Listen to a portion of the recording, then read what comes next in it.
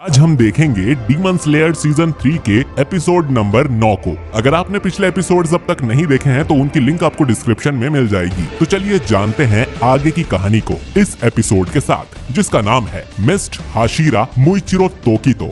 दोस्तों, पिछले एपिसोड में हमने देखा था कि मुइचिरो के चेहरे पर डीमन स्लेयर मार्क आ गया था, जिससे उसकी ताकत और स्पीड कई गुना बढ़ गई थी। हैगेनेजुका अभी भी उस तलवार को पॉलिश करने में लगा हुआ था। वहीं कानामोरी पेड़ के पीछे छिपकर मुइचिरो और ग्योक्को को देख रहा था। ग्योक्को मुइचिरो से कहता है कि मुझे हल्के में मत लो बच्चे, जिस पर मुइचिरो बोलता है कि मैं तो बस सच बता रहा था कि मैं तुम्हारी गर्दन काट कर तुम्हें मार दूंगा।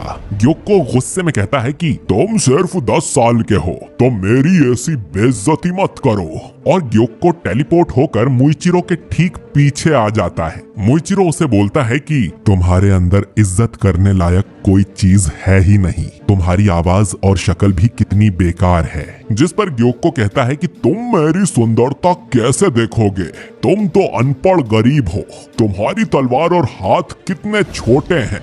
अब मुइचिरो बोलता है कि हाथों की लंबाई के बारे में तुम बात ना ही करो तो ही बेहतर होगा। ग्योक्को बोलता है कि तुम तो बच्चों जैसी बातें कर रहे हो, तुम्हें लगता है कि इससे तुम जीत जाओगे।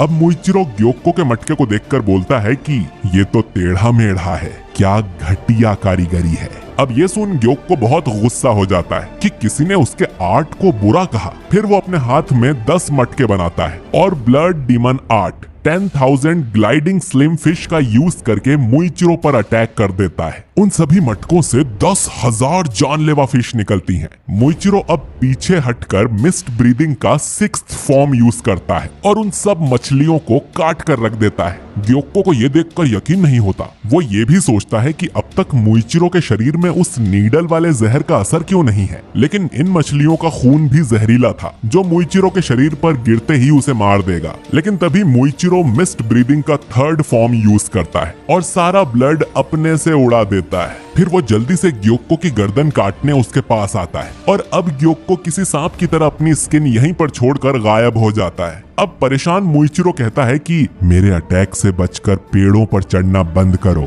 जिस पर ग्योक्को हंसते हुए उसे अपना असली रूप दिखाता है और ये भी कहता है कि तुम तीसरा इंसान हो जिसने मुझे मेरे ट्रू फॉर्म में देखा है, और जब मैं सीरियस होता हूँ तब कोई जिंदा नहीं बचता। मेरे पंजे हीरे से भी ज्यादा मजबूत हैं। और हम ग्योक्को के फाइनल फॉर्म को देखते हैं, जिसमें वो किसी फिश डीमन या जलपरा की तरह लग रहा था। उसका ये रूप देखकर भी मुइचिरो कुछ नहीं कहता, जिससे ग्योक्को उस पर चिल्लाने लगता है। अब मुइचिरो बोलता है कि तुमने ही तो मुझे चुप रहने को कहा था और तुम्हारा ये रूप उतना कुछ खास नहीं है। अब ग्योक्को मुइचिरो के पास आके उसे मुक्के मारने की कोशिश करता है, लेकिन मुइचिरो उससे बचकर पेड़ पर चढ़ जाता है और देखता है कि जिस जगह ग्योक्को ने उसे छुआ था वहाँ का कपड़ा मछलियाँ बन गया था। अब ग्योक्को मुइचिरो पर हंसने लगता है। अभी तो तुम मुझे पेड़ पर चढ़ने से मना कर रहे थे। जिस पर मुइचिरो कहता है कि तुमसे मछली की बदबू आ रही है, इसीलिए ऊपर चढ़ गया मैं। ग्योक्को बताता है कि उसके इस असली रूप में वो जिस भी चीज को छूता है तो वो मछली बन जाती है और इस शरीर में वो किसी भी दिशा में तेजी से मूव कर सकता है। मुइचिरो के चेहरे पर शांति देखकर ग्योक्को को लगता है कि वो उससे डर गया, पर मुइचिरो कहता है कि तुम्हारे अटैक्स किसी भी काम के नहीं है अगर तुम मुझे छू ही ना सको। इसके बाद हमें फिर से मुइचिरो का फ्लैशबैक दिखाया जाता है, जब वो युइचिरो की लाश का हाथ पकड़े हुए था। युइचिरो का शरीर सड़ने लगा था और उसमें कीड़े लग गए थे। ये कीड़े मुइचिरो के ऊपर भी आ जाते हैं क्योंकि वो भी बस मरने ही वाला था। तभी उसे अमाने की आवाज सुनाई देती है, जो कि अपनी डॉटर से उसके घाव पर पट्टी बांधने को कह रही थी। उसकी दूसरी बेटी बताती है कि युइचिरो मर गया है। फिर अमाने मुइचिरो का हाथ उससे छुड़ाने लगती है, लेकिन उसकी पकड़ काफी मजबूत थी और इस तरह मुइचिरो की जान बची थी। अब कुछ दिनों बाद ही मुइचिरो लड़ाई की ट्रेनिंग करने लगता है, जबकि अभी तो वो पूरी तरह से हील भी नहीं हुआ था। उसकी याददाश्त तो चली गई थी, लेकिन फिर भी उसके शरीर में गुस्सा उबल रहा था और इसीलिए मुइचिरो कड़ी मेहनत करता रहा ताकि वो सभी डीमंस का नामो निशान मिटा दे। मुइचिरो अब ग्योको की तरफ बढ़ने लगता है, जिस पर ग्योको ब्लड डीमन आर्ट का किलर फिश स्केल्स यूज करता है और वो इतनी तेजी से मूव करने लगता है कि मुइचिरो उस पर अटैक ही नहीं कर पाता। ग्योको को अपनी तेजी दिखाते हुए बहुत खुशी हो रही थी और वो कहता है कि अब मैं तुम्हारी गर्दन काट कर उसकी जगह मछली की गर्दन लगा दूंगा। अब ग्योको मुइचिरो पर तेजी से पंजा मारने जाता है, लेकिन मुइचिरो मिस्ट ब्रीदिंग का 7th फॉर्म यूज करके वहां से गायब हो जाता है, जो देखकर ग्योको भी हैरान था। वो मुइचिरो को अपने पीछे देख उस पर अटैक करता है, लेकिन वो फिर से मिस कर देता है। मुइचिरो अब इतनी तेज मूव कर रहा था कि ग्योको का कोई पंच उसे नहीं लग रहा था, जैसे वो कोहरे की तरह हो। अब कोहरे के अंदर से मुइचिरो बोलता है कि तुम्हें क्या लगा, अब तक सिर्फ तुम ही मजाक कर रहे थे। इतना कहकर मुइचिरो ग्योको के पास आता है और अपनी तलवार से ग्योको की गर्दन काट देता है। ग्योको का सिर अलग होकर नीचे गिरने लगता है और वो सोचता है कि अरे सब कुछ उल्टा पुल्टा क्यों हो गया, मुझे कुछ महसूस क्यों नहीं हो रहा, मुझे इस कीड़े को मार के लॉर्ड मुजान को रिपोर्ट भी देनी है। जब ग्योको की गर्दन जमीन पर गिरती है तब उसे पता चलता है कि उसकी गर्दन कट चुकी है। वो गुस्से में चिल्लाने लगता है, अरे ये क्या हो गया, एक बच्चे के हाथों में कैसे मर सकता हूँ। मुइचिरो उसे अलविदा कहते हुए बोलता है कि पुनर्जन्म लेने की कोई जरूरत नहीं है, ठीक है ना। अब ग्योको मुइचिरो को गालियां देते हुए अपनी बॉडी रीग्रो करने की कोशिश करता है, लेकिन मुइचिरो उसकी बातों से पक चुका था, तो वो उसके सिर के भी हजारों टुकड़े कर देता है, जिससे फाइनली ग्योको की मौत हो जाती है और उसका शरीर राख बनकर उड़ जाता है। मुइचिरो को अब मास्टर की कही एक बात याद आती है। उन्होंने बताया था कि जैसा तुम दुनिया को देखते हो, दुनिया वैसी नहीं है। जब तुम एक बार अपनी असली पहचान पा लोगे तब तुम बहुत ज्यादा शक्तिशाली बन जाओगे। मुइचिरो ये सब बातें सोच ही रहा था और उसके चेहरे पर बने वो मार्क्स भी अब गायब हो जाते हैं। कानामोरी मुइचिरो के पास आकर कहता है कि तुमने हमें बचा लिया, क्या तुम ठीक हो? जिस पर मुइचिरो कहता है कि मैं बिल्कुल ठीक हूँ और अब मुझे तांजीरो की मदद करने जाना होगा। जिस पर कानामोरी चिंता में बोलता है कि तुम्हारे चेहरे का रंग उड़ चुका है, क्या तुम सच में ठीक हो? जिस पर मुइचिरो हाँ बोलता है, पर मुइचिरो का पूरा शरीर कांप रहा था। कानामोरी को उसकी हालत देखकर बहुत चिंता होने लगती है और फिर मुइचिरो के मुंह से बोलते बोलते ही झाग निकल आता है और वो वहीं पर बेहोश हो जाता है। ये देख कानामोरी बहुत ज्यादा डर जाता है कि अब वो क्या करे, कहीं मुइचिरो मर तो नहीं गया। वो मदद के लिए हैगेनेजुका को आवाज लगाता है, लेकिन वो तो अब भी तलवार को पॉलिश करने में लगा हुआ था। कानामोरी बोलता है कि ये किसी काम का नहीं है, वो डीमन जब मुझे मारने वाला था तब भी ये टस से मस नहीं हुआ था। अब मुइचिरो का उसी झाग से दम घुटने लगता है, जिससे कानामोरी और डर जाता है। तभी कोतेत्सु यहाँ आकर बोलता है कि तुम्हें इसे सीधा लेटाना चाहिए। कानामोरी उसे देखकर जोरों से चिल्लाने लगता है, ये तो कोतेत्सु का भूत है रे, बचाओ।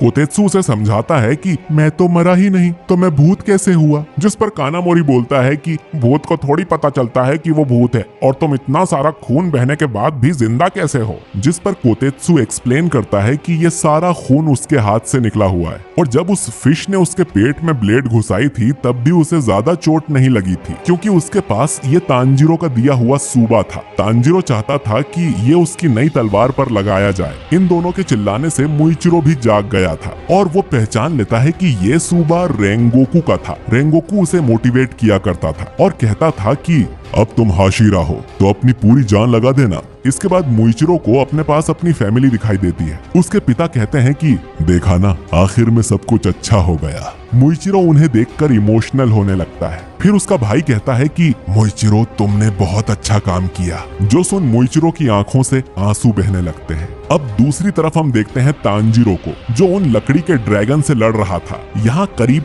5 ड्रैगन्स थे जो कि 66 शाकू यानी करीब 66 फुट जितने लंबे थे। इन सभी ड्रैगन्स को ज़ोहेकुटेन अपना ड्रम बजाकर कंट्रोल कर रहा था। तांजीरो अब इन पर Hinokami Kagura clear blue sky attack करने ही वाला था कि तभी वो ड्रैगन सोनिक अटैक से तांजीरो को दूर फेंक देता है। नेजुको ये देखकर उसके पास आने की कोशिश करती है, लेकिन वो भी ड्रैगन से घिरी हुई थी। एक ड्रैगन गेन्या पर भी अटैक करने जाता है, तो गेन्या उस पे शॉटगन से शूट करता है, जिससे इस ड्रैगन को ज्यादा कुछ असर नहीं होता। तो गेन्या अपने हाथों से उस ड्रैगन का जबड़ा ही तोड़ देता है, क्योंकि वो अब भी अपने डीमन वाले रूप में है। इधर सोनिक बूम से तांजीरो की हालत खराब हो गई थी, उसके कान के पर्दे फट गए थे और उसे ठीक से दिख भी नहीं रहा था। डीमन फिर से ड्रम बजाता है, जिससे ड्रैगन आजेत्सु वाला विंड अटैक तांजीरो पर करता है, लेकिन उसका एक पैर कुचला जाता है। तो दोस्तों हम देख पाते हैं कि जोहेकुटेन अपने पिछले चारों रूपों की शक्ति अकेला ही इस्तेमाल कर सकता है। वो सेकिडो की बिजली से भी तांजीरो पर अटैक करता है और इन अटैक्स की पावर भी काफी बढ़ गई थी। नेजुको को अब एक ड्रैगन हाथ पर काट लेता है और गेन्या को भी एक ड्रैगन जकड़ लेता है। वहीं तांजीरो को अपनी ब्रीदिंग टेक्निक यूज करने का भी टाइम नहीं मिल रहा था, जिससे वो खुद को हील भी नहीं कर पा रहा था। अब भागते हुए तांजीरो इन ड्रैगन्स की रेंज से बाहर आ जाता है। अब ड्रैगन उस तक नहीं आ सकते और वो ब्रीदिंग टेक्निक यूज कर सकता है। लेकिन डीमन फिर से ड्रम बजाता है और उस ड्रैगन के मुंह से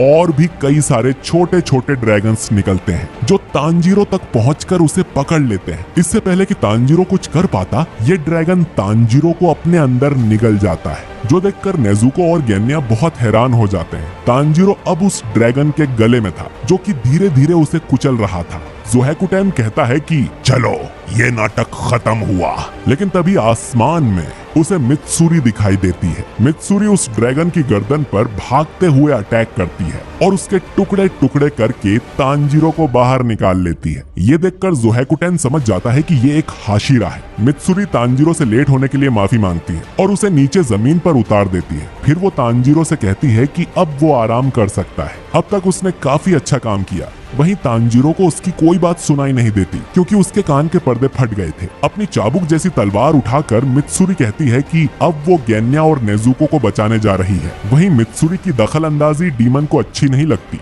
मित्सुरी अब लड़ाई करने आगे बढ़ती है। तांजीरो उसे बताने की कोशिश करता है कि वो एक अपर रैंक डीमन है। इधर 3 ड्रैगन्स मित्सुरी पर हमला करने आते हैं। मित्सुरी अपनी तलवार से एक ड्रैगन का मुंह पकड़ती है और उसका मुंह घुमाकर उसे बाकी के 2 ड्रैगन से टकरा देती है और फिर वो जोहेकुटेन की ओर बढ़ने लगती है। और इसी के साथ ये एपिसोड खत्म हो जाता है। तो दोस्तों मुझे तो ये एपिसोड काफी अच्छा लगा। ग्योक को फाइनली मारा गया है और सच कहूँ ना तो वो मुझे अपर रैंक जितना पावरफुल लगा ही नहीं। खैर, मित्सुरी अब लड़ाई के मैदान में आ चुकी है। क्या वो इस अपर रैंक 4 डीमन को हरा पाएगी, ये तो हमें अगले एपिसोड में ही पता चलेगा। तो उसे मिस बिल्कुल भी ना करने के लिए हमारे चैनल को अगर आपने सब्सक्राइब नहीं किया है तो चैनल को सब्सक्राइब करके बेल आइकन दबा दीजिए। बाकी वीडियो पसंद आया है तो इसे लाइक कीजिए, शेयर कीजिए।